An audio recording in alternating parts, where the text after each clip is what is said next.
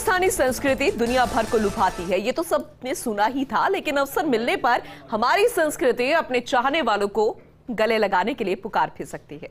यह आजादी के अमृतकाल ने दुनिया को दिखा दिया है। दरअसल विरासत, वैभवशाली इतिहास को जानने की ललक ने 3 दिन में पावनों की आवक का विश्व रिकॉर्ड बनवा दिया है। साथ ही आने वाले पर्यटन सत्र की झलक भी दिखा दी।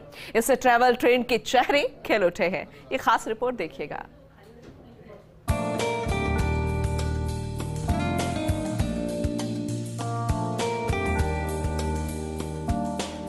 मुख्यमंत्री अशोक गहलोत के नेतृत्व में राजस्थान ने कोविड मैनेजमेंट में देश भर में मिसाल कायम की।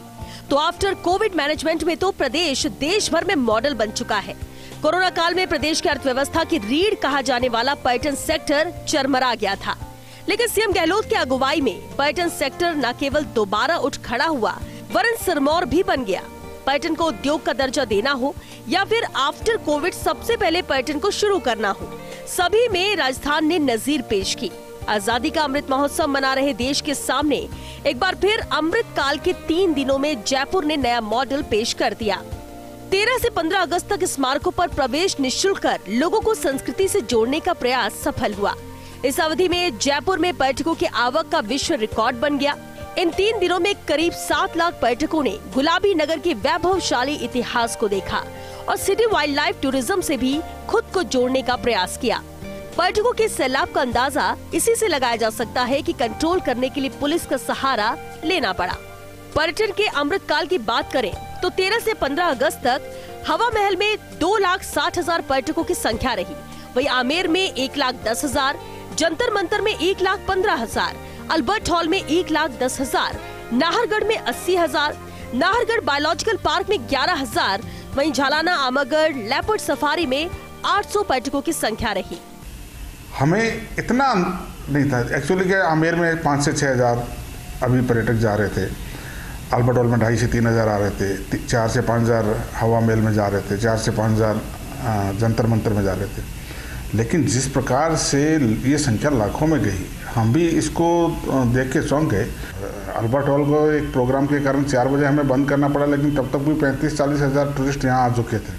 तो ये एक कोविड के कारण भी है कि कोविड के बाद में ये खुला, और एक शुभ संकेत भी है राजस्थान के लिए कि ठीक है, तीसरे दिन देशी टूरिस्ट ज़्यादा थे, डोमेस्टिक हमारे जयपुर के लोग ज़्यादा थे, लेकिन जो पहले 2 दिन थे उसमें बाहर के लोग बहुत ज़्यादा थे, विदेशी भी बहुत ज़्यादा थे। राज्य सरकार ने भी 13 से 15 अगस्त तक अमृत महोत्सव के उत्सव में सभी राष्ट्रीय स्मारकों को और हमारे जितने संरक्षित स्मारक हैं प्रदेश के, तो सभी को निःशुल्क किया, जिससे पर्यटक अपनी कला, अपनी संस्कृति और अपनी पहचान, क्योंकि कला और संस्कृति पे ही सब कुछ टिका, हमारी पहचान है, तो उसको देखने का अवसर दिया और उनको हमने निःशुल्क किया।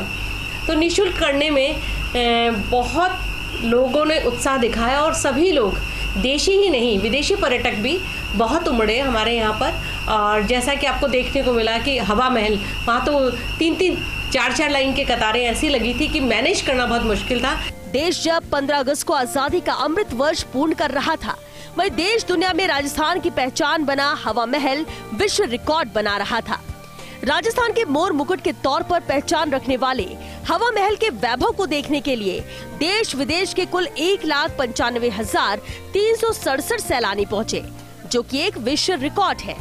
देश भर में एक दिन में किसी भी राज्य सरकार के अधीन एक स्मारक पर पहुंचने वाले पर्यटकों की ये सर्वाधिक संख्या बताई जा रही है।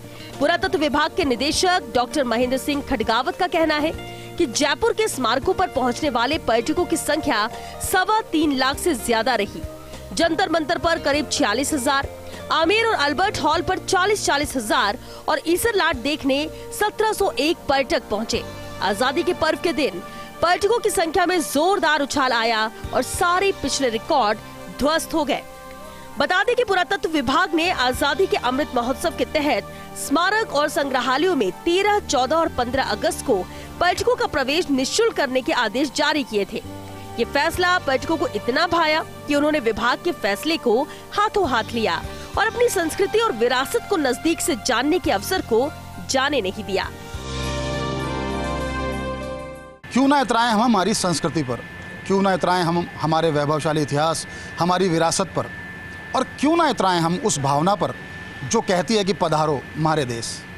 जी हाँ, संस्कृति से साक्षात्कार का एक ऐसा ज्वार देखने को मिला जो पिछले 3 दिन में गुलाबी नगर में एक अलग अंदाज में प्रस्तुत हुआ। पर्यटकों का एक ऐसा सैलाब आया जिसने इस बात के संकेत दिए कि आने वाला कल बड़ा सुनहरा होगा।